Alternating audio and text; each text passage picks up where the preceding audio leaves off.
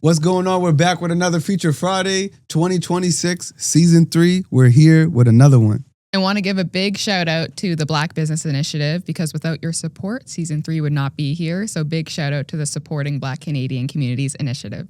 Let's go. So we got our good friend from community on here, politician, community leader, mother.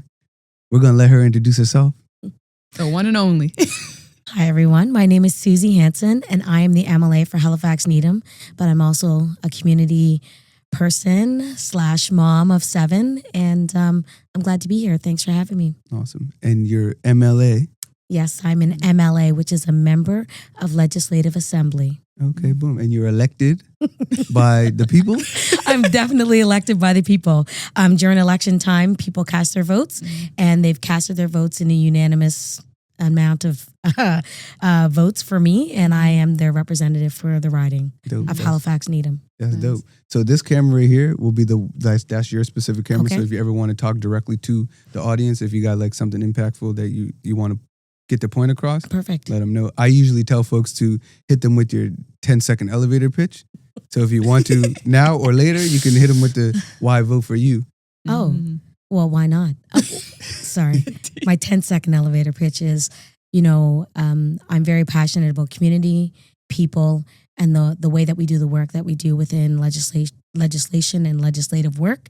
And I think it needs a better representation. So this is why you should vote for me. Boom. And we're going to dive into all of that once we learn more about you, your upbringing, and what community specifically do you represent? Well, I mean, I represent the Black community, but my parents and my descendants are from Africville. My mom is was an Africville resident, but I'm an Africville descendant. Okay, dope. Okay. What's the last name? West. Okay, West. Okay. We're on the Black.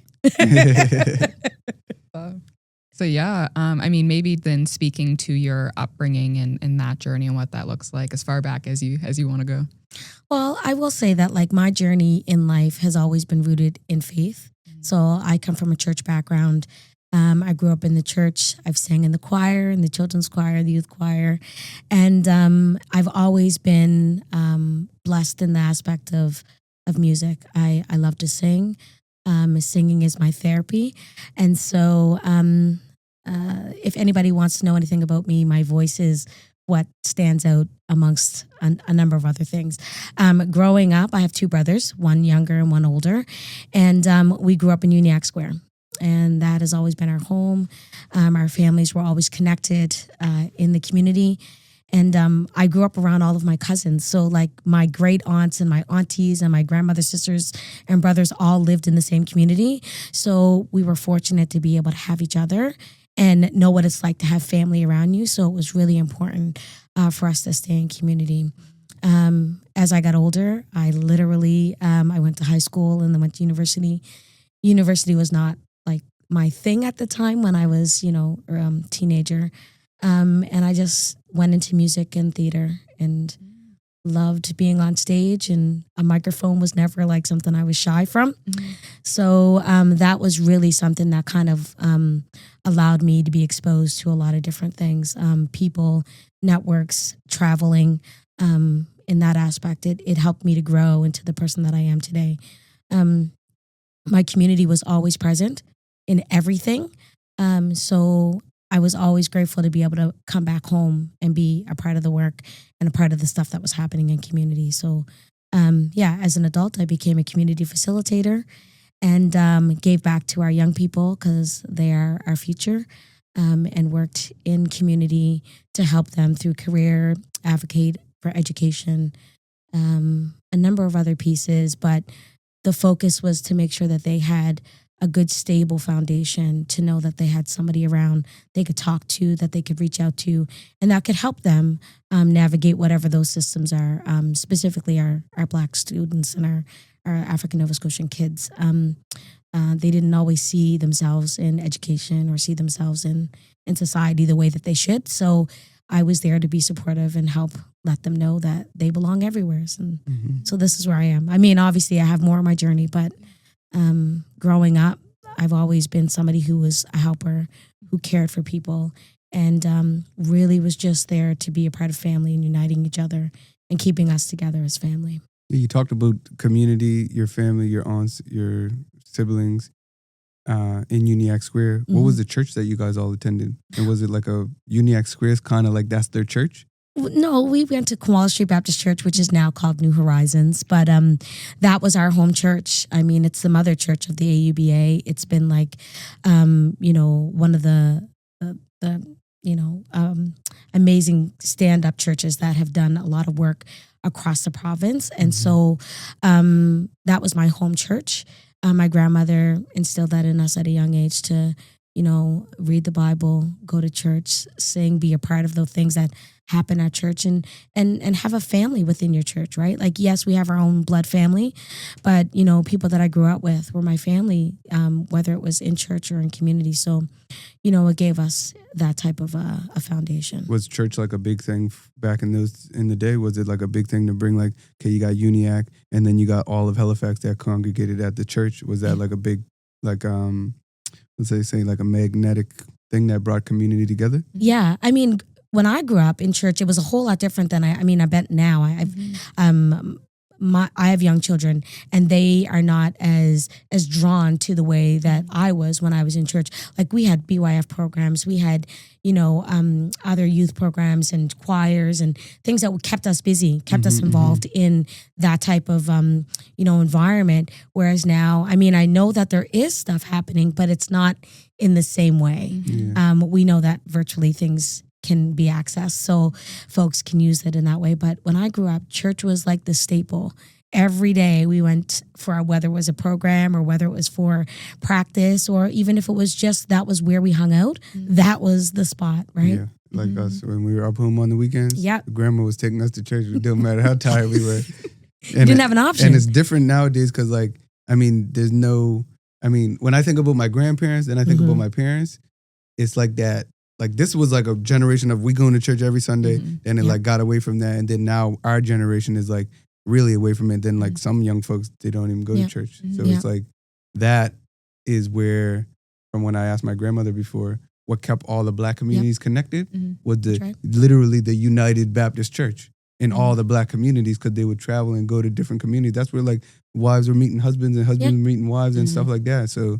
Well, I mean, and, when we thought in my time when I was going to church, that's how I met people. That's how you know each other. Like, in our Black communities, we go, who's your family? Who's your father? Who's your mother? Right? Like, who you people, right? Yeah. And that was like, you remembered that because you were in these communities. So I know if your last name is Hamilton, you're from Beachville. If I know that your last name is Smith, you probably from up home. Like, I know that if you're a Collie, you're either from up home or East Preston. Like, there are those connections because that is how we got to know each other.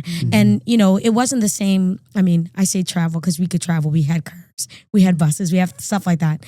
But, as a young person, we weren't driving ourselves. We had to go where our families took us. And most times it was to the other churches and other communities. And that's how we connected with each other. And that's how we became united. Like, I'm grateful for those moments because a lot of the folks that are my age, I'm still very close with. Even though we live in different parts, of the province or different areas, when we come together, we know each other because we've been around each other when we were young. Stay connected. So to follow up on that as well, it sounds like you're mentioning like the church bringing our Black community members together. Maybe kind of bringing it now to the present. What are some ways that you find challenges in bringing community together and other ways that we're able to bring community together and maintain those values that were there in the church that are there? Because nowadays it's like the club and partying is what gets the people. What's your take on church was like the easy. Yeah, and I think the challenges are that our elders are getting old and our elders are leaving us, right? And so that same level of respect that we would have for our elders, we haven't carried it on in that same way. Like, we would never talk back to our grandmothers or our great aunties or any of that stuff. But then the generations underneath, because they're not as connected in the same way, they don't have that same feeling of respect. Like, yes, they know that they're family. Yes, they know that they're an auntie or or an uncle or whatever, but they don't have that level of respect where like, you know, you speak when you're spoken to. You're not to be in the adult conversations. Like those were things that were instilled in us, and we didn't even have to like be, you know, abused. It was the look. Like if you were in a room and you weren't supposed to be in the room, they would give you the look and you're like, I'm out, right? And that doesn't happen in the same way, right? Because there's so much more freedoms that our young people have access to, whether it's through watching other videos or watching things on social media, being distracted in other ways, that they don't see that same respect that we would have seen. Even now we see it because we're older, we understand that. But I think it's just trying to continue to instill that in this generation. It's a bit challenging. Yeah, because it makes me think like patience. Like back in the day, our grandparents might have way more patience than the people have now. It's like, oh, just take your iPad and go play versus like, you know what I'm saying? Like, pay like attention, when like, children were grounded, you were grounded as a parent. Yeah. Like it wasn't like you were like, oh yeah, my child's grounded, they're in the room. We got to make sure they're in the room. We got to make sure they ain't running downstairs and doing something. But like, there's so many other avenues now that kind of take away from that like responsibility and that like accountability that like, you know, it's becoming a norm to not have to really worry about that. Like I had somebody's kid yelling at their parent one day and I was like, excuse me? Because I would never even think about sucking my teeth or looking the wrong way because it would be a whole different world. We have a different way that these young people see things and their reactions are not with the same respect. It's like the young people, the parents nowadays or something. Which is, it's a heavy load. If you think about a young person that is carrying a load of a parent and feel like they are the adult in the space, when they are an adult, what happens, right? And then what happens to the parent? It doesn't transpire in the same way, and relationships are not the same as they were. So you talked about going to university. Touch on that. Like, what university did you go to? What was that journey like? How did you feel when you were there? And what kind of like, were you first generation university graduate? Yes. Like what, talk about that. Yeah, so I went to university at Dalhousie. I got a scholarship to go. And when I went, it was a huge like eye opener. You know, I wasn't in like the TYP program where a lot of folks that look like me were in that program. So, and we know that the campus isn't a small space. So like the likelihood of you seeing someone that looks like you on campus was very rare at that time. Mind you, that was like 20 plus years ago, 25 years or more. It was rare when I was there. Right. Listen, so it was quite a culture shock for myself, coming from Uniacke Square, coming from a community that you know each other. Most people know each other's families. And then you're one of the only ones that are going to university. My mom graduated from high school, but she was the only one in her family that graduated from high school. And so I ended up being the one to graduate from high school and then go on to university, which, you know, was a huge feat and a lot of pressure. And when I went to university, I didn't feel comfortable. I didn't feel like I seen myself in any of the studies and no one prepares you for that. Like, you're supposed to be prepared, but I was not prepared for that. And I have a smart brain. Like I know how to do things. I know how to study and do research. But at that time, that was not where I wanted to be. And I think the reason why I didn't stay was because, you know, at a certain point, the pressures of not seeing yourself represented and not feeling heard really does weigh on you when you have no one else to talk to in that world, right? So, I didn't end up finishing my studies at Dalhousie. And then here I am 20 plus years later in university. So I've gone back to university. I did my first semester in September, and I felt like it was more of like I can do this. Like, this is something that I can do. I should be doing this, and not just for myself, but like to show other young people that you can do these types of things in whatever capacity that looks like in your life. Yeah, that's dope. Because that's a similar experience for me. Like, I didn't graduate for my own self, but I went out in the world, Yeah. got more life experience, got more work experience, and then you realize like, oh, I'm capable, like I'm smart, I can do this. I can go back to school and I can finish my degree, or I can go and pursue whatever it is that I want to pursue. Yeah.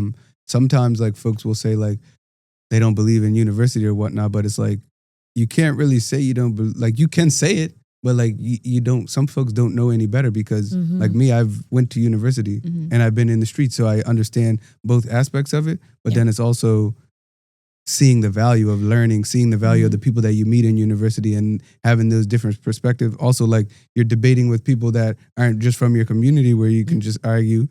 You're arguing with people that can argue good. Like, you know? And have a different perspective, right? Yeah. Like, I think that is the reality of it. Like, I think we weren't as exposed to it growing up in my generation. And so when we got there, it was just like, you know, like fish out of water. You know what I mean? Like you're supposed to be there and you should be, but you don't have that confidence enough to know that you should be there and this is where your space is, right? And like I think if I would have had that same support in other ways, I probably would have continued on because I really do. I do love learning. I mean, hence why I'm a politician. I learn every day about a ton of things. And I think, you know, sometimes we don't give ourselves that credit when we're young and we don't understand that there's something of value that you gain from that, whether it's your first year and you say, you know what, I need to go in a different direction because something else is telling me to do this, right? And you do that, you learn from those things and you gain those life experiences. And so it may not always be about school, but it's always about learning and gaining that higher learning. I agree. Like most folks that I know that went to university, like I don't know what the stats say, but like most folks that I know from community that went to university are successful in life. Like I feel like in my brain, like when I think about all the people that I know that went and graduated, it's like 80% of people are doing great things and making great money versus like the folks that may have not have. I can't really tally all the people up, but like most people that I know that went to university got something good out of it. Yeah, and that's what you've seen, right? And I think that that's what drives people to be able to do other things is that you're like, you know what, I think I need to continue this so that I can pursue, you know, whether it's a higher salary or whether it's, you know, like I need a better position. You can do that, you know, in multiple ways, but school is one of those ways that you can 100%. Advance yourself. Definitely. Yeah. And I feel like, learning in general within the school setting and outside of it is so important. And being in those experiences, not only like you guys said, the content that you're learning, but also just like the life experiences that you're learning, the network as well, I think is another thing people kind of undervalue when thinking about university. Because it's one thing, I know them classes be hard, but the people you meet as well in university, those relationships that you make, they carry into other professional spaces, personal spaces, and support systems. And I'm glad you touched on that support system as well, because for myself going through my undergrad, but also then my first year of medical school, the amount of supports that are there now for Black Scotians, it's tremendous. And obviously there's always more work to be done, but it's like having those supports, like on some of my worst days, it's like just having those people behind you really helps you to continue to keep pushing. And I think also, sorry, I'm putting a bunch of points out there because I just love everything you said. But the other thing too is going to university and trying it out. Like you mentioned, like sometimes it might be the path that you want to do. And if it's not, then that's fine too. Because you learn things from not only the things you're kind of attracted to pursue, but also from what you realize is not for you either, right? Yeah. So that's a crucial point because like sometimes we don't pursue university or we do pursue university and it's like, if we didn't pursue it, then we wouldn't have known what it would have been like. Like, for example, like I wanted to be a lawyer. So I pursued that to the end until I got to the point where I knew I didn't want to be. And then it's like, if I didn't do that, then I wouldn't have started my brand. I wouldn't be where I'm at today. So it's like, pursue what you think you want to do because it's going to lead to what you truly want to do. You know?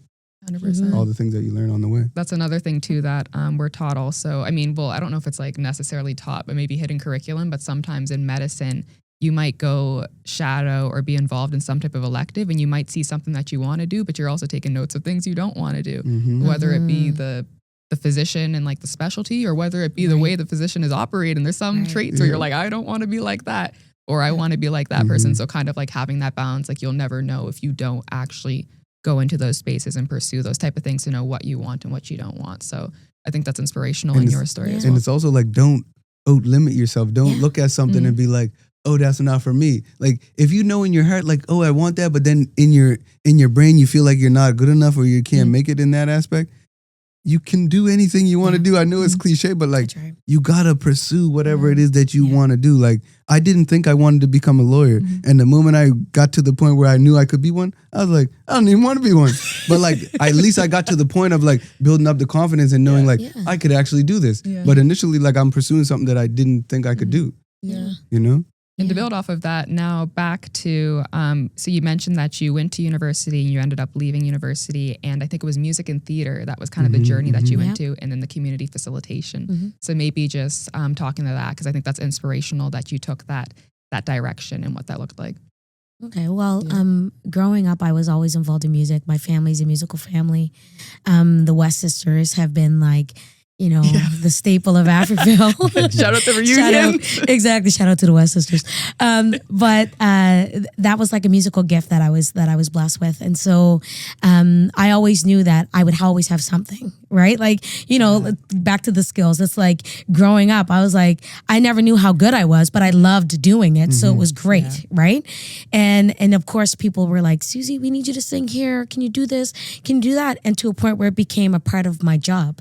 Like, I could sing for a whole year and not have to work. And I mean, this goes into motherhood, right? So like I became a mom and, you know, I didn't work because I wanted to be a mom, but I could sing. And so I could take jobs and sing and still provide for my family, right? Like it was just like... So like getting singing gigs. Yeah, and it worked out it worked out really well. I will say that like, you know, I'm grateful that I met a network of folks and people really understood that like this was my talent and they wanted to hear more. So, you know, I'd always get calls or emails or even just visits to say, Suzy, like, you know, something's coming up. We want to do an event. Are you available? And I'm like, sure, no problem. Of course I'm available. I'm a mom. I'm at home. Like I'm not doing that. But like it worked out in that way that I could sing and I could do other things without having to like work full time. But that was the work. But it is work. But you love it, so it's not work. Exactly. Passion, Like I said, like it's therapy for me. So like even now, like in my profession, I don't get to sing as much as I want to.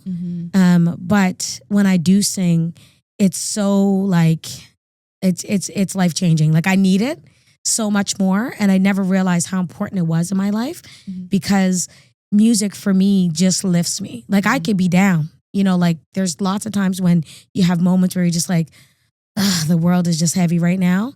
And then I'll put a song on or a song will play and then I sing and then I'm like, even better, even better. So yeah, so using my music in my life has been a blessing and in ways to provide for my family, but as well for myself. Do you still take gigs? I do. Well, I do. Just so you guys know, she's taking gigs. I do perform. Hey, I mean, that will never leave me. Show them what you can do. Show them what you can do. No, every singer. Hey, can we get a freebie? Can we get a sample? Okay. You will hear me, but first we'll chat. You'll hear me. That's tough. But then my theater world came about when I was a young person. I was on TV a lot. I was on CBC, a show called Street Sense. I was on ATV, a show called Wonder Why. I was Wanda Why. So like throughout my, I know like a lot of things that I've done in life that like, you know, have helped me with my confidence, helped me with like being in spaces that typically don't look like me and being comfortable. And just having an understanding of who I am, right? I was fortunate to have a support system like my family. My mom was always like my biggest cheerleader. My auntie, you know, always there to make sure that like if I needed something, she was there for me. So like having my family behind me was really helpful for me to be able to pursue those types of things. So theater has always been something that I have a love for too. Being on stage, you get like a rush of like adrenaline and that feeling of like being in a character that like really put you in a space. It goes hand in hand with music as well, but like it puts you in that space of like, you know, your brain is working 24/7 because you're thinking of the words and what you got to do and how you got to walk and all these things together. And then, you know, just being able to see a successful show and hearing from folks saying that it was a wonderful time, that they enjoyed it, really does build you up. So, yeah, I'm fortunate to be able to have that and have the support system to help me find out more about myself in that way. Mm-hmm. Wow, that's so tough because you're grabbing all these different experiences that are building you up into the person you are today, and now you're into politics. Yeah. And what kind of led you, or because you say you had support from your family to do the theater and the music, and what pushed you, or what was like that motivating factor to be like, okay, now I'm going to do politics, or what? How did you stumble in that? Well, I think being a mom gives you a realization that you care for people, right? Like when I became a mom, it was like the best job in the world, right? Like it's not even a job. It's like a gift, right? And for me, which is why I have so many, I have 7 kids. So like it's, big family, beautiful. It's a Lucky big family, number but I 7. love that. If you know anything, what I've said earlier, it's like having family surrounding us made us feel good, and it was a good thing about that.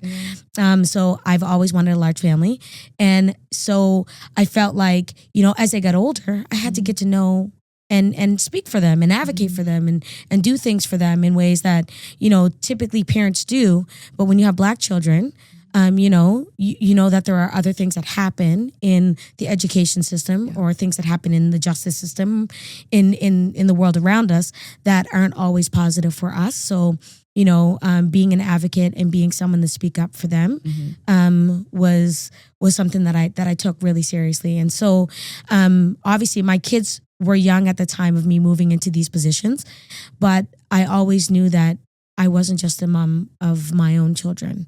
Like my community needed me to be a voice.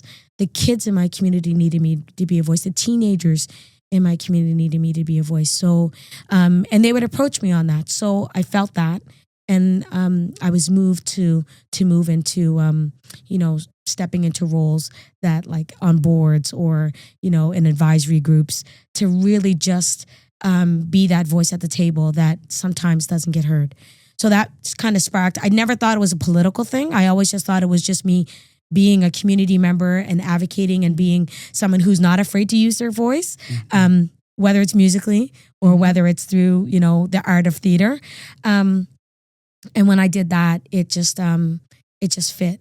And so I just continued to be an advocate. And we know that there's a lot of things that are going on in our world that they need to continue to have that voice to speak up for folks. So this is why I moved into a political realm. Was there any one little moment or one thing that was like that shift or that thing of like, because it's like, what made you hop over or what made you just do it? Well, people have asked me to be a part of political parties or run to be a counselor or be a federal member. And at the time, every time I just go, like, I got to be away from my family. It's going to be too much work. Like, you always put your family in the forefront and thinking this is important. Like, you don't want to miss out on those moments. And the shift happened. I was a part of the school board in 2016. I was elected. Same time Lindell got elected as counselor for the first time. We both were in the same room. We were waiting on our results at the same time. But the school board elections are like small. They're not like as large as like a counselor or an MLA. So he got his election results and everybody was excited and they're like, yay. And I still had to wait for my results because it was a smaller type of like an election tally. Anyway, so I won the seat for the school board to represent the same district. And our schools, our inner city schools were a part of that, which is why I ran, because my kids were in school at the time. I was working in community or doing volunteer work in community.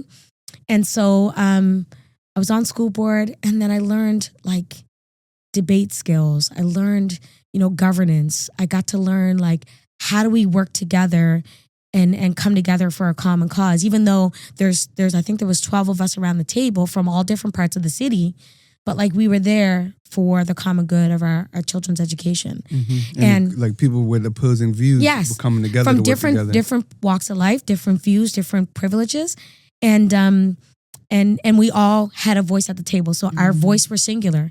And it was really important because at the time, for a school board, there's really one seat, but because there's an African Nova Scotian designated seat, there was a seat that a Black person would sit in anyways. So folks were like, Suzy, you should run for the designated seat. And I'm like, why? I'm going to run for the district seat so then we have 2 seats at the table and not just one. I like that. Right? Because I mean, it's going to be great. There's going to be one person anyways. But if we can have 2 people at the table, that will make a huge difference, right? And so I didn't run for the designated seat, which my community and the Black community thought I should run. But then I was like, there's better opportunities for us to have 2 voices. So anyways, I won the election, and I had a seat at the table alongside my friend Archie Beals. Nice. And so we were on school board. And at the time there was a Liberal government, and they were making changes to the way that the education system was working. One of those things was to remove school boards from all districts. And here we are, finally getting a seat at the table. And we're like, yes, we're going to have voices. We're going to do some things. And then the Liberal government dissolves school boards, which means they took them away. Just with the blue? Just took them away from all of They said, the you districts. guys want 2 seats, do you? Now you ain't getting none. I know. Maybe that was the reason why they did all that. I don't know. But at the end of the day, it was really like, it was like a fuel on fire. Like I was really like, this is ridiculous. And I mean, for me, I was probably one of the younger folks that were sitting on the school board because a lot of folks that typically run for school board are like retired or they've been a part of the education system for a long time. Archie's from up home, right? Yeah, and a lot of the other people have been there for a long time too, right? So to them, like when they were dissolving the school board, they were like, what are we going to do? Like, we're retired or we don't have any other options. We're not thinking of anything else. This was our like plan to live out, right? To make something. Yeah, just to continue to be in community while getting older and having my retirement plan set. And me, I was just like, well, this just means I just got to shift gears. Yeah. Because how do I continue to work for my community and work for the kids and work for the education system and then still move the needle, right? Like, because that's really it. And I made really good networking in departments, which was beneficial. But at the same time, it's like I'm not a part of that advisory or that discussion anymore. So they forced you into politics. It did. It really did. And I want to say thank you to Zach Churchill. I've said this to his face before, that he was the education minister at the time, that he was the reason why I put my name on the ballot. Not just him, but that was one of the changing motions of like, I mean, yes, I would have ran politically somewhere, somehow, at a different time. But my community was like, Suzy, you need to put your name on the ballot. You got to run. And at first I was like, But then I realized it touched education, it touches healthcare, it touches, all of the things that happen within our world, because all these departments have their hands in our communities. And I was like, how do I make that impact? This is the way. So this is what sparked me to be a part of this work. And that's when you got to the MLA? Yeah. So I put my name on the ballot for the provincial election. And then I ran a race, a campaign. So tell us what these campaigns look like. Tell us how. You don't got to give them the special sauce, but give them like an idea of like holistic how it looks and works. So. And like the different. So I'm gonna back up just a second because think about this. Provincially, there's parties, right? So there's Progressive Conservative, Liberal, NDP, New Democratic Party. And there's Green Party. Yeah. And then we do have folks that sit independently. But they sit independent because they were once a part of a party and now they are not. So they still have their seat because they were elected, but now they're independent, right? So when I decided to put my name forward, I had to choose a party that best aligned with my values. And I already knew that the Liberals had did this to me, so I was mad with them. I was not going with the Liberals. And the Progressive Conservatives are just not the fit for myself as a Black person and myself as a woman. And, it just wasn't even in the mindset for me to be a part of that. And the NDP, my mom was an NDP for many, many years and had us involved in volunteering when we were teenagers, doing work with the NDP. And they were always about the people. Doing grassroots work, being involved in community. You've seen them all the time. You knew who they were. So I decided to say, hey, I'm going to run for the NDP. So I had to reach out, figure all that stuff out. At the time, COVID hit. And when you put your name forward, you have to be nominated first by the party. So you have to win over the party vote. In Halifax, Needham, there were like a little bit over 100 members in Halifax, Needham. I had to win over those 100 members so that they could vote me in or vote for me as the person they want to represent. Mind you, there were four people altogether as nominees. And there were one gentleman, there was a young person from community that I didn't know, but like worked in community. And then a person who had run in elections before. So this was not their first time. And then myself that they had no idea. They didn't know anything about me. And so I was very strategic. I knew that there was 100+ members. If I signed up over 100 members, then at least those 100 members would vote for me. And the other 100 members would vote between the three of them. Maybe some of them would vote for me. But I'd at least guarantee 100 members because I would sign them up. Actually, I wanted to sign up 200 members, but it was COVID, so we couldn't do all that stuff. So I signed up, just under 100. And so I knew that those just under 100 members that had just signed up could vote for me. They didn't know anybody else. And so when the election time came, I won the nomination to be the name on the ballot for the party. Wow. Yeah. So it was really first time ever being involved in that work. I do credit this to a friend of mine who is very political, who said, Suzy, the only way you're going to win is if you get your own people to come out and do this work with you. And so I had a Team Suzy and obviously an NDP team, but Team Suzy was like my support. Like, Suzy, we know this is hard. You're on the doorsteps facing racism. You're on the doorsteps dealing with people that don't know you. It's okay. You can do this. We believe in you. And then obviously the party side was like, Suzy, this is what we want you to talk about when you're on the steps. These are the things we want you to do. But, if I didn't have those folks around me, I probably wouldn't be as successful as I am. So nomination, then I had my name on the ballot. I won the election. Because I knocked on over 17,000 doors. I talked to a ton of people. I mean, I'm grateful that I don't mind talking and I'm good at having conversations with folks. What's it like winning over, so you knocked on 17,000 doors. Was there any instances where someone, when you knew, you could tell by the look, they were like, I'm against this, I'm not into what this person's saying, and then they kind of melt away and they're like, and they love you? Yeah.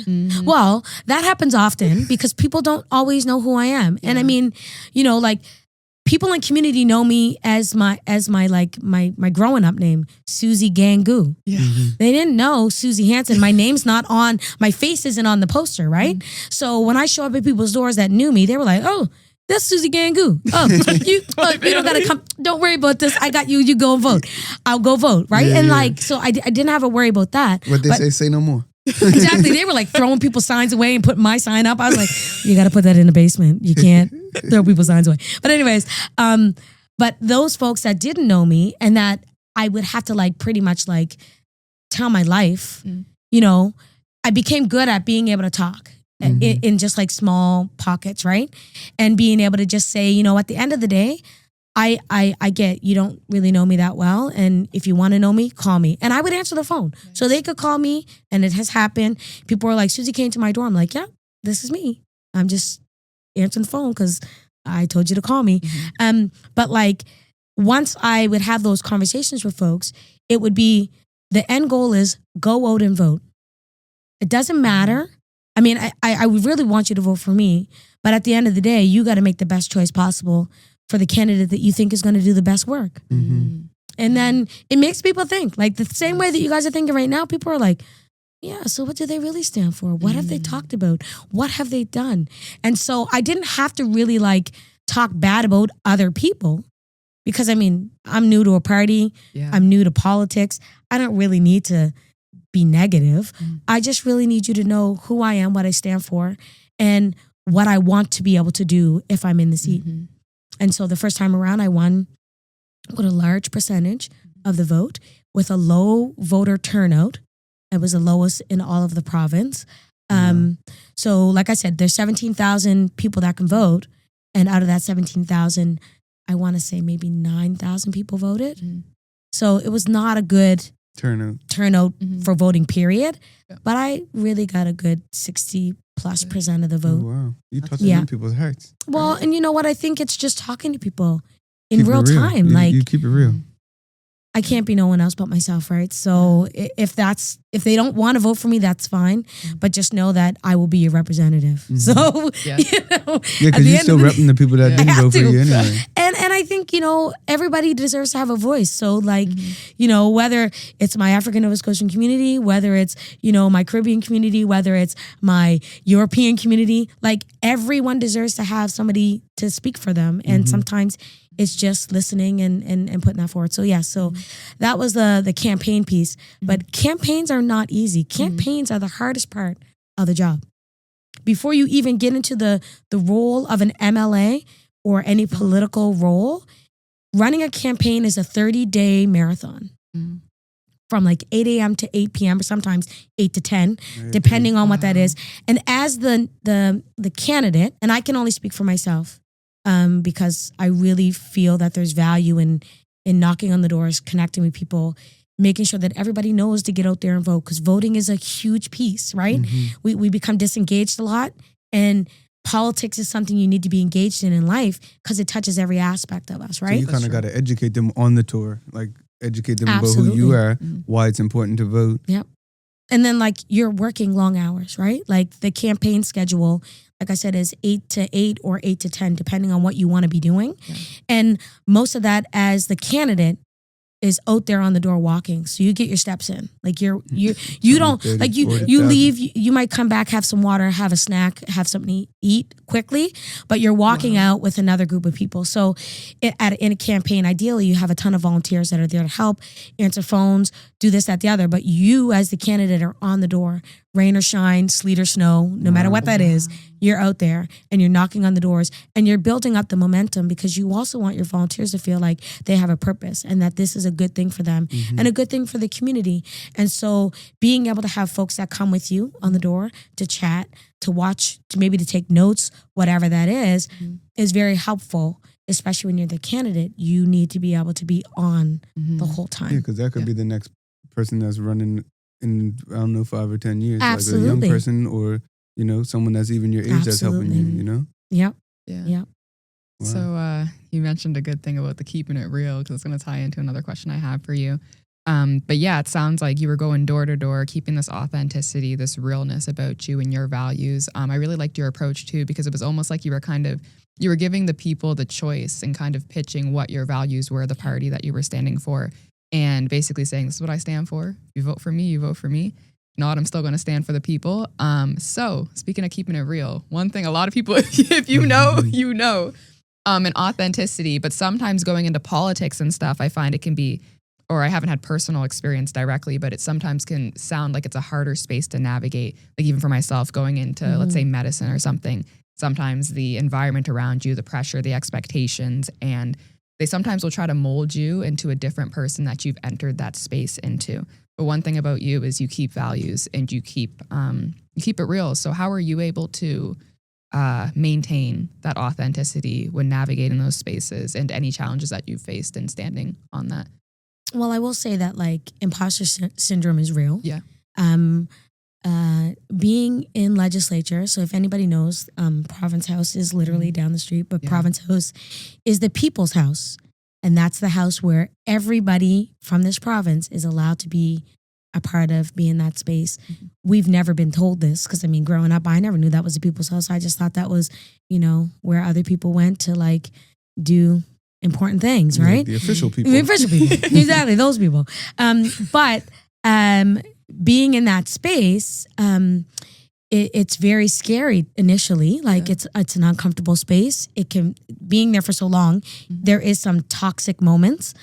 But when I first started, the first couple of days I was in there, I'm learning stuff, like everything, you're getting training and you're learning stuff, but they never teach you how to be up against misogynistic conversations, dropping microaggressions. Like they never teach you. I mean, we know this in our own communities because we protect ourselves all the time. But it's in your face. It's there, and they think it's normal. It's not nothing to it. And when you're in the house, you're protected. So as an MLA, because I'm an elected official, I can go into the chambers. Those chambers are protected. So the things that we say in the chambers, like I can't sue anybody for saying something out of the way to me in the chambers because that's a protected space. Mm-hmm. Now, mind you, if we step outside the chambers and something happens or somebody says something, I can react and be, upfront about it and say things and to a point, maybe even sue somebody. That can happen. But when you're in the chambers, it's a protected space. So when I first initially went to the chambers, first thing, scan the room. All white people on the wall. There's one, Wayne Adams, God love him. He has a portrait on the wall because he was an MLA in that space. And he was also a minister. But it doesn't look like us. People around you don't look like you. Like I was elected as one of 4 in 55 seats. So there was only 4 of us. And I was the only one from my party. There were 2 on the Liberal side. And, it was me. And then there was 3 on the Liberal side. Yeah, 3 on the Liberal side. I had to think. I'm like, wait, because now there is 1 on the PC side. There's 2 on the PC side and then 2 on our side, 2 in the NDP. But in saying that, you go in the space and you're just like, do I belong here? Like that's your initial reaction. Anybody would feel that way. And then after like the 3rd or 4th day in, after like experiencing all of this, like this backlash and like talk that's very aggressive and not normal, I just was like, hold up a second here. I was elected by over 5,000 people to be in this seat, and some of y'all in here ain't even got half the votes that I have. We're not going to talk about this right now. Like I'm done with this. Like I'm here for the people that I serve and that have brought me here to speak up for them. I'm not. I'm not going to be intimidated or spoken in a certain way, or and I will be nice because I do kill them with kindness. But it affects them because they're expecting me to react and they're expecting me to be the angry Black woman in the room. Yeah, no, I just kill you with words because at the end of the day, I am smart and I can articulate myself, and sometimes they don't like that. So after I realized I'm not there for them, and that my space is here for a reason, because, I also am in a space where I want to inspire other folks to be, like we were talking about this earlier in the sense that like, we come from communities where things are set in different ways where, our mindsets are like, oh yeah, no, I'm not going to do that because we've never done that before. It's like, no, there are things that we can aspire to do that aren't as difficult as we think they are. And once we're there, we can learn and grow. And I think, that's the other, like my kids and my community drive me, right? Like they are the ones that are like, absolutely, you should be there. This is important. This is like, we really appreciate that you talk about these types of things, right? And I'm like, well, because I'm not there for them. I'm not there for, to be there for a show for whatever government's in place. I'm there to represent a group of people and to represent my community. So yeah, it does happen. Those are challenges that we all feel in every aspect because, in any job we go into new, we kind of like sometimes feel like, what's going on? I don't know this stuff. I got to learn it. But then you realize that you have that within you, that strength to be able to say, I'm confident enough to do this. I've done many other things that were harder than this. And I know what I'm talking about. So then you just move forward. Love that. Stay on it. So, what's a day in the life look like for an MLA? MLAs have ever-changing schedules. Generally, I'd love to be in my office from 9 to 5 to be able to tackle case management, phone calls, issues that are happening in community that my constituents really are concerned about, and they bring it to my attention. But I'm grateful that I have a constituency assistant that does most of that work because I literally am pulled from meeting to committee to like meeting with folks in community or even just addressing issues that are happening. Sometimes I have media requests that I have to like, show up and speak on and be a voice to whatever issue is happening in our riding. But I also hold portfolios. So like I don't just necessarily just speak for Halifax Needham. I'm the justice critic. So whenever something happens within the justice system that may need an additional viewpoint, I am that voice as well. I am the African Nova Scotian Affairs critic. I mean, I really appreciate being able to hold that because it does tie into everything that we do. I am the Office of Equity and Anti-Racism critic and the Human Rights Commission critic. So, and they all kind of mesh together because when we think of justice, equity and anti-racism and Human Rights Commission fall under that. So I also speak to those types of things. So I'm in meetings with stakeholders talking about issues that are happening. So my day is... So when you say like you're the critic, does it mean that you critique what they're doing or? I can. I don't want to. When things are good, things are good. Like absolutely. I give credit where credit's due. So part of the MLA appointment is being the critic?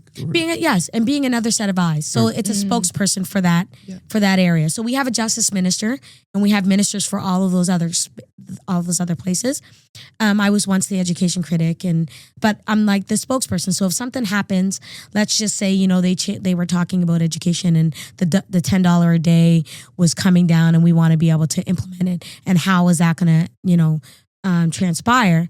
The minister will say what they need to say about what they need to do and that we need more federal dollars and we need blah, blah, blah, blah, blah. And then I would say, you know what? If it's the will of the provincial government to want to have $10 a day, then we need to work on that and come up with a plan to get to that point. That doesn't necessarily mean that I'm being oppositional. It just means that I'm like, how do we work towards that?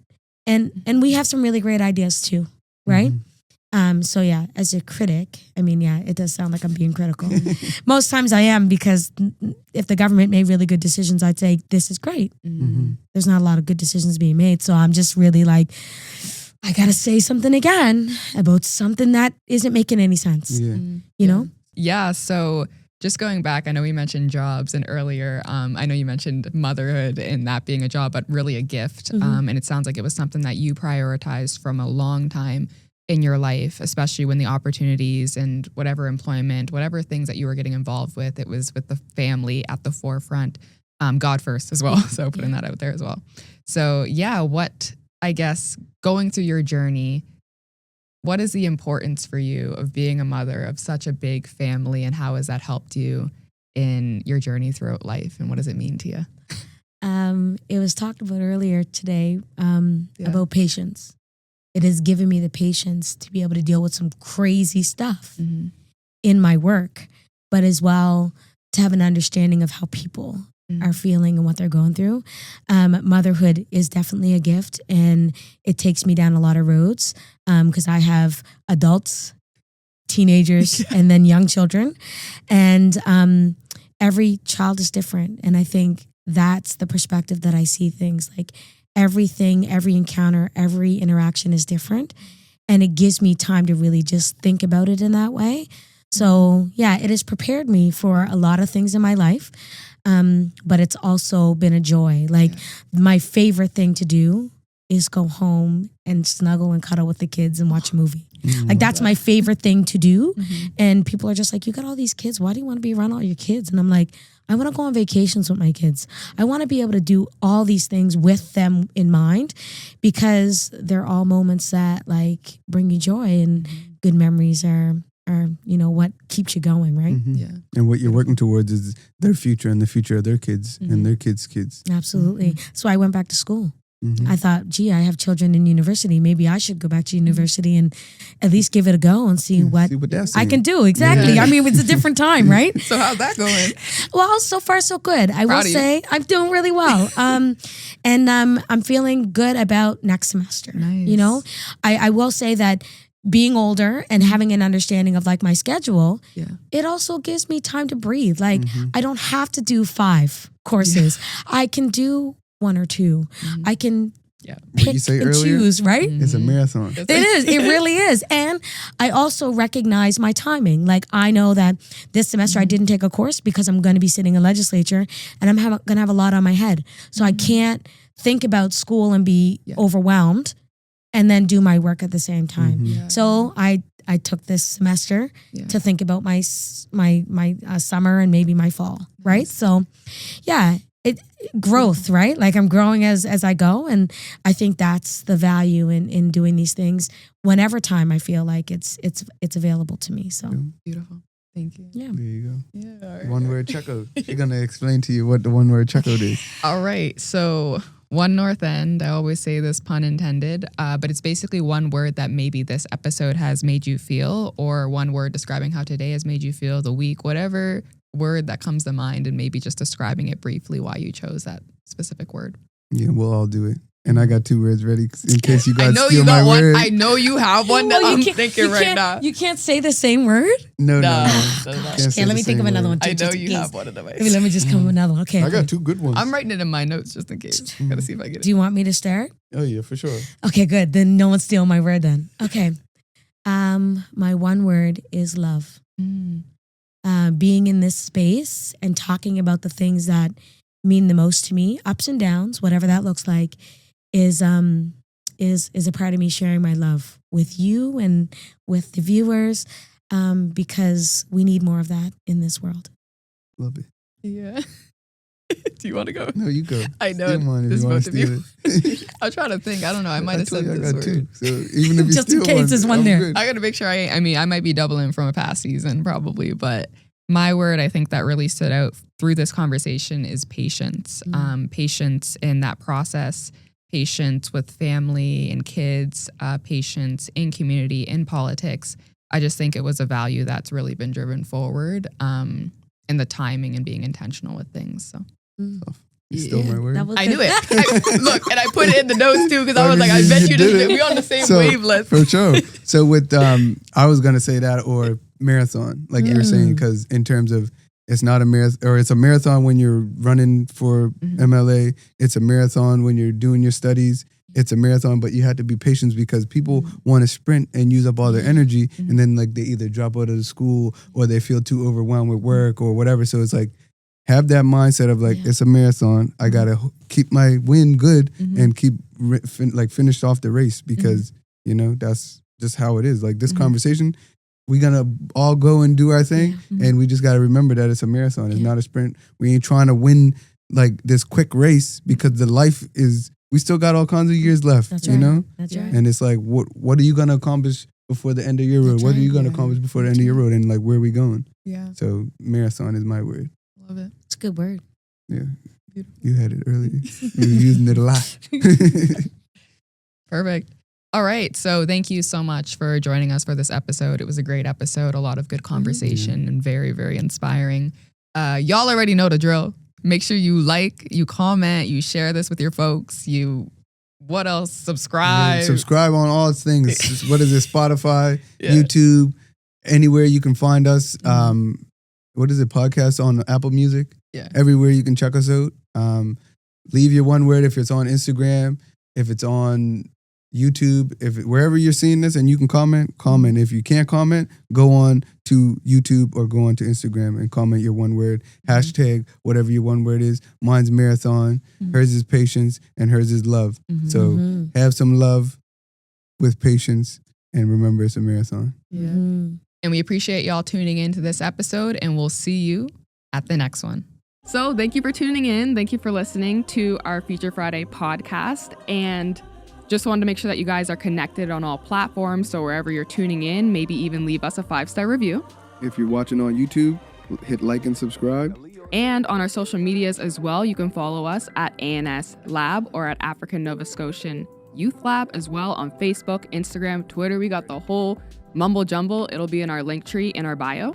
Don't forget to enter our contest that we have in each episode. And the way to enter that contest will be sprinkled throughout our episodes, so make sure that you're listening and paying attention.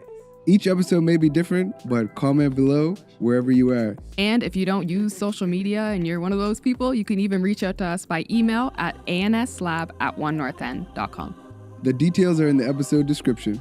And last but not least, we want to make sure that we get you guys connected to our resource, our network of resources, the Grapevine newsletter. So to get subscribed, you can check the link in our bio and subscribe yourself.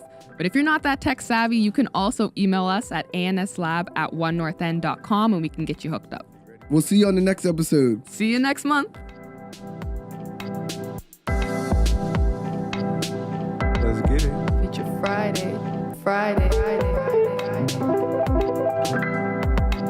What's your favorite thing about Fridays? That's a good question. The features.